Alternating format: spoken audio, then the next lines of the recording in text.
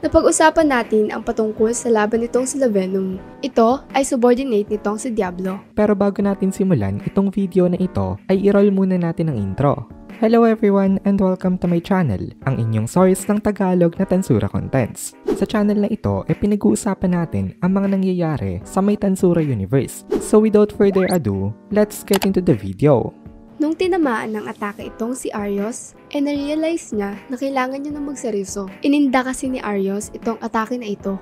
Kaya sabi ni Arios ay wala na daw siyang time para makipaglaro sa kanila. Ibibigay niya na daw ang best niya. Kaya maghanda daw itong mga ito. Politely naman itong ini-announce nitong si Arios. Then inangat niya ang kanyang dalawang espada. Itong dalawang espada na ito ay mga mythical grade level. Irritated itong si Arios kanina pa dahil naisip niya na kahit na hindi naman daw ganun kalakas itong mga katapat niya ay nagawa pa rin daw nitong mga ito na humadlang sa kanyang mission. Umatake itong si Arios at tinamaan nito itong si Venom. Sobrang bilis nitong atake na ito, kaya hindi ni Venom nagawa na makailag. Tinangka na lang ito ni Venom na salagin gamit ang kanyang Black Claws. Pero maging ang Black Claws na ito na capable namang cut using vibration, hindi nagawa makapalag sa isang mythical grade level na weapon. Tumingin itong si Arios kay Venom at lumiti siya dito. Sabi ni Arios, ito daw ang difference ng strength nilang dalawa. Sobrang confident pa dito nitong si Arios nang bigla siyang nakaramdam ng sakit sa dalawang mga kamay niya. Dahil sa sakit na ito, nawala ang kakilok nitong si Arios. Then nagsalita itong si Venom. Sabi ni Venom, ang yabang daw nitong si Arios. Mabuti na lang daw at maswerte siya. Hindi niya daw inakala na makakastrike siya ng dalawang stab dito. Then tumawa itong si Venom. Proud na proud pa kanina kung si Arios sa kanyang superiority sa kanyang mga kalaban. Kanina pa siya nag-lockdown dito kay na Venom. Pero ngayon, nagawa siyang mabigyan ng damage nitong mga kinukonsider niya as mga inferior being.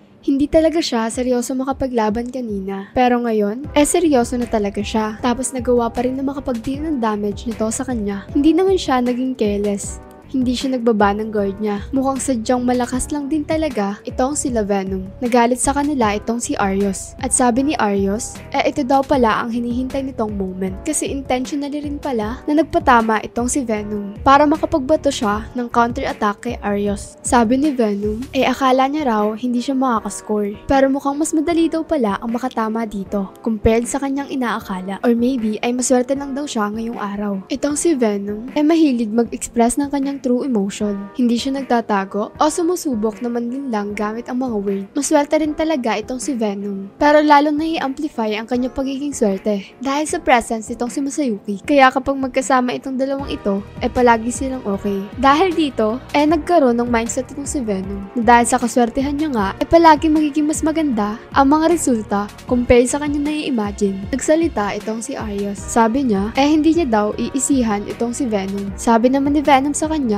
ang bonaki daw nitong si Arios. Kanina pa daw nito, sinasabi na magseseryoso na siya. Pero hanggang ngayon, ganito pa rin ito. Cheerfully ni Venom na tinitrigger itong kanilang kalaban. Kaya galit na galit talaga itong si Arios sa kanya. Ginamit itong si Venom ang kanyang sarili bilang pain. Para siya ang pag-initan nito at siya ang kanyang maging main target. Pag nasa kanya kasi ang focus nito, hindi ito makakapag-cause ng damage sa kanyang mga kasama. At hindi rin magiging hadlang kay Venom itong sila Bonnie at Jiwoo. Kaya mas madali siyang makakakilos. Although kanina pang nangaasar itong si Venom kay Arios, in reality, ay hindi siya nagbababa ng guard niya. Well aware itong si Venom sa ginagawa niya. Alam niyang mas malakas itong si Arios, kaya kailangan niyang mag-ingat dito. Quickly na in-regenerate nitong si Venom ang kanyang severed Black Claws at nag-focus siya ng kanyang attention sa movements nitong si Arios. Hindi overconfident itong si Venom. Alam niyang hindi siya ganun katanda na demon, kaya lacking pa siya in terms of experience. Dahil sa overwhelming presence nitong si Diablo, marami siyang natutunan. Kaya medyo sanay siyang makipag-deal sa mga opponents na mas malakas sa kanya. Nakapag-develop siya ng thoroughly objective na point of view. Napaisip itong si Venom. Sabi niya sa isip niya, ang lakas daw nitong si Arios.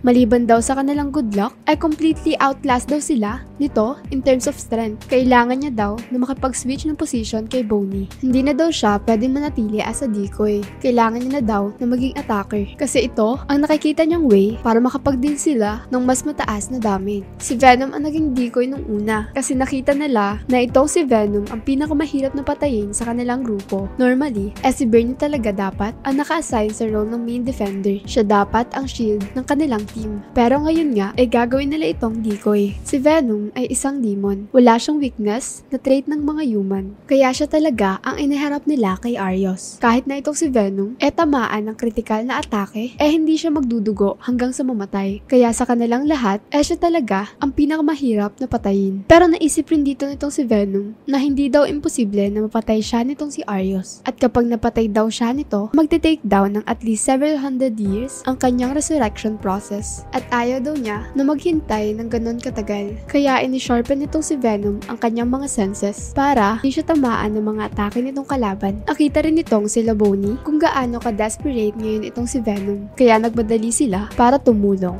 Ang role naman nitong si Minute ang paulanan itong si Arios ng kanyang mga gravitational attack. Constantly na nagbabato ng atake itong si Minute dito. Para habang lumalaban itong si Arios kay Venom, Bonnie at Jiwoo, kailangan niya rin iwasan ang mga atake ni Minute at the same time. Kaya hindi talaga makakapag-focus itong si Arios sa isa lang na kalaban. At dito na muna natin tatapusin itong video na ito. Kung nagugustuhan mo itong mga videos natin, ay please consider joining the membership para mapanood mo na agad ang mga kasunod na part dahil palaging advance ang ating mga members. Also, ay please consider leaving a like at mag-comment ka na din para ma-boost naman tayo ng algorithm.